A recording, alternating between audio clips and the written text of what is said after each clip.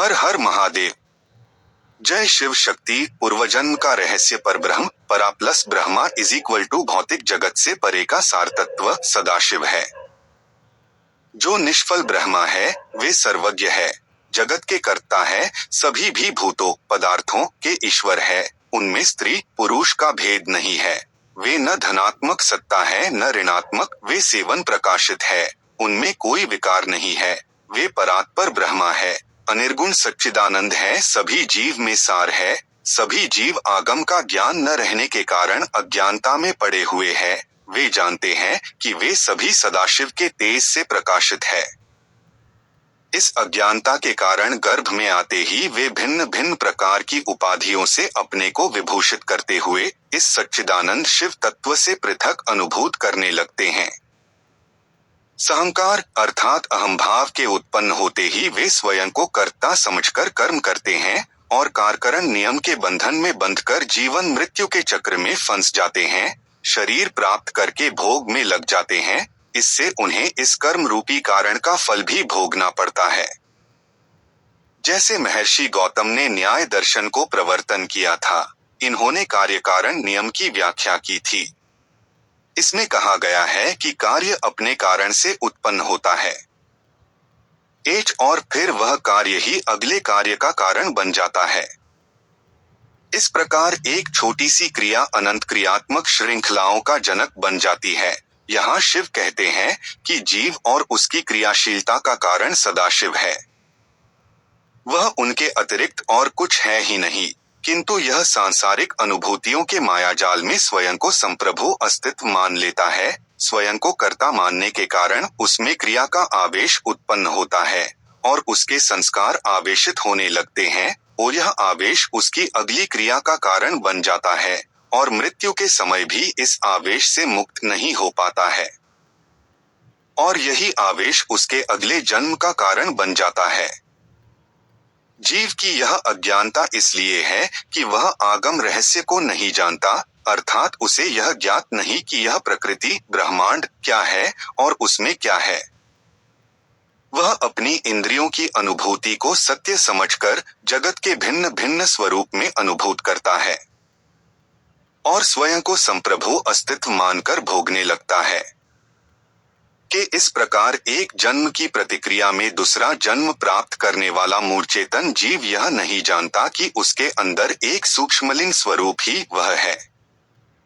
शेष शरीर उसी से उत्पन्न होने वाली प्रभा है। इस सूक्ष्म शरीर संस्कारों के कारण ही बार बार जन्म लेता है।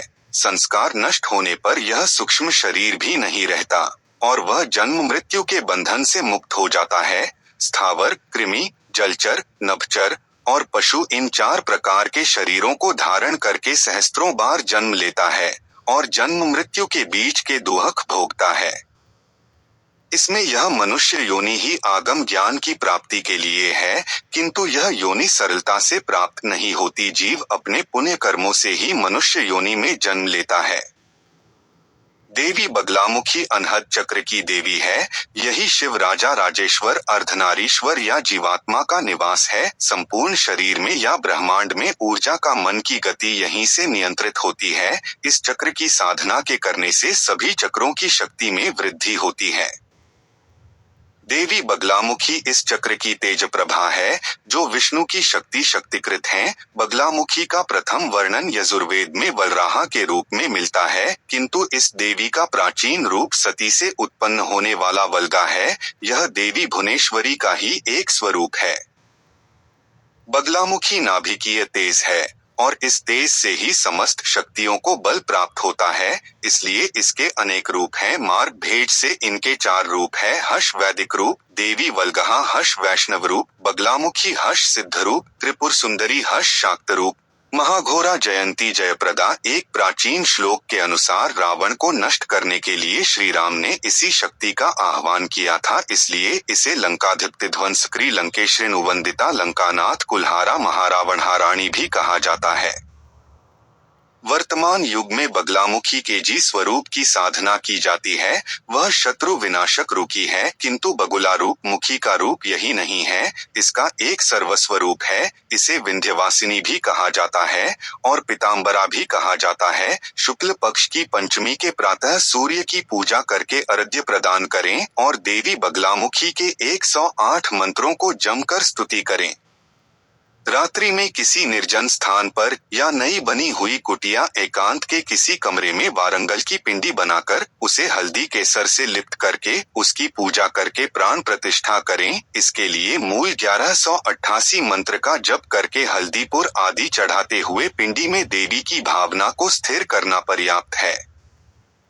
विशेष विधि के पालन करने की आवश्यकता ही नहीं। जौ दूध से बनी हुई पुष्टि से सांग या मछली बनाकर बलि दें। तत्पश्चात पूर्व मुखिया संघ लगाकर महानिशा काल से प्राप्त सुबह मंत्र का जप करें सूर्योदय तक। इसके बाद एक एक बीजा अक्षर के आगे तांत्रिक प्रणव लगाकर बाद में देवी का नाम जोड़े। जब तक 3 लाख मंत्रों का जप पूरा नहीं होता तत्पश्चात 30,000 मंत्रों से हवन करें। हवन में आक और गूलर की समिधा में पीले फूल, फल, चावल, हल्दी, घी, मधु, खीर, गुड़ का प्रयोग करें।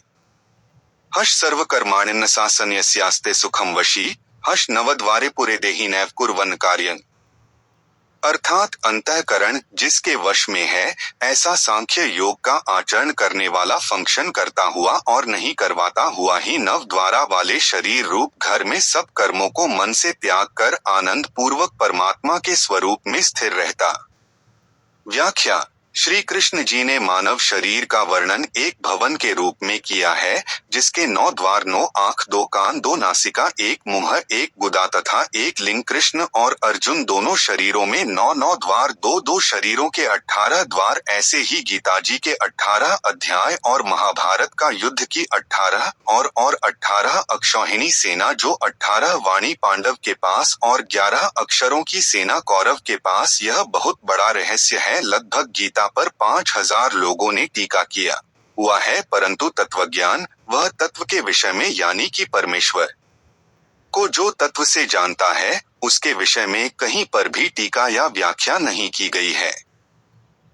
आगे बढ़ने से पहले हमें यह ध्यान रखना होगा कि हिंदू धर्म का ऐतिहासिक दृष्टिकोण सभी हिंदुओं को स्वीकार्य है या नहीं। अनैतिहासिक विचार पद्धति सभी हिंदू विचारों पर को असामयिक समझती है और राष्ट्रवादी आध ऐतिहासिक विचार पद्धति सभी हिंदू अनुष्ठानों, कथाओं, प्रतीकों, वेदों या पुराणों को एक ही साथ 5000 साल पहले निर्मित हो रही समझती है। यह राजनीतिक मुद्दे बन जाते हैं जो विद्या को प्रभावित करते हैं। वीडियो आपको अच्छी लगी हो तो कृपया लाइक में शेयर करें और चैनल को सब्सक्राइब करें। धन्यवाद।